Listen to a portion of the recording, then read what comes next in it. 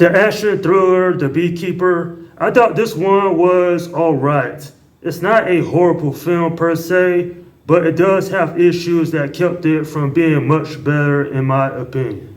So we started off 2024 with an action film that was underwhelming in some parts, but overall I didn't hate this one. I just thought that it was weak compared to other action films I have seen in the last couple of months.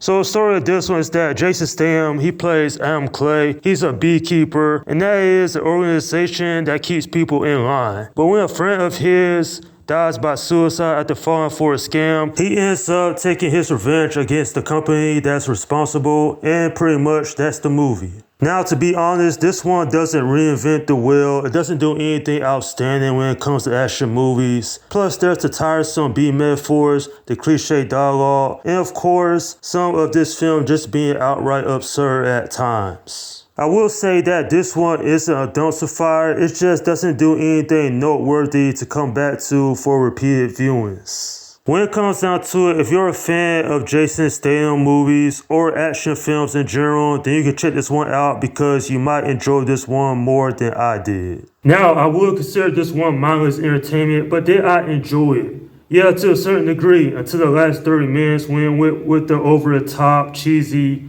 one-liners. And then the film take itself too seriously, talking about bees, and of course, the beehive mind, all that. And then at that point, I'm laughing at the movie.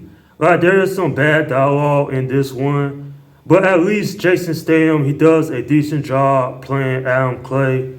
Not a terribly great character, but he is badass. He's going around causing all this trouble. And, he's just trying to get revenge on, his late friend. And the thing is, this movie draws too much inspiration from 2014's John Wick. Seriously, it's like, man is retired, and then he's brought back by a demise of a beloved one. And not just that, but this film tries too hard. At least the acting from Emmy, Raver, Lampman, Jeremy Irons, and Josh Hutcherson, they did a decent job. It's not bad, but I didn't know much about their characters. And I get a film like this is not supposed to have strong character development, but if the story was better, then maybe these characters would have stood out more to me. The action scenes, yeah, they're badass. And basically, I enjoyed this film, like I mentioned earlier, to a certain extent. This is not a bad film, but I probably wouldn't want to go back to rewatch it no time soon, simply because while it did hold my interest, I thought it was an action film that felt very subpar, to say the least. I'm giving this film a 6 out of 10. Yeah, this one was just okay to me. Ironically enough, this film would have stood out more had it came out 30 years ago, but in 2024, it's just another generic action movie in my opinion. And since this was directed by David Ayer, I will say it's better than 2016's Suicide Squad, but that's not saying much. One silver lining about this movie is that it's not very long, with it just being 105 minutes. But honestly, if the characters were more intriguing and the story was much better, then this would have been a great action film. And that's my review of The Beekeeper.